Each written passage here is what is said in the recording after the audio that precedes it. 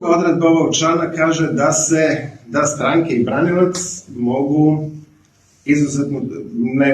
mogu tražiti produžetak roka odmah po objavljivanju presude.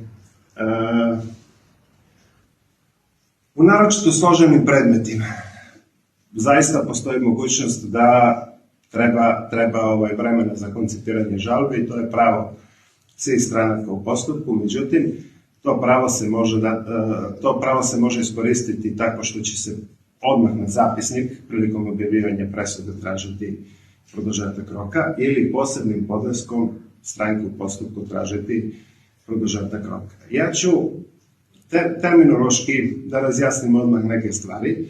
Stranke u postupku su, to znate, branilac i tužilac. Da ne bih komplikovao stalno to ponavljao, ja ću stalno govoriti stranke u postupku, ali tu podrazumevam i branioca, bez obzira da li neko ima branioca ili ne.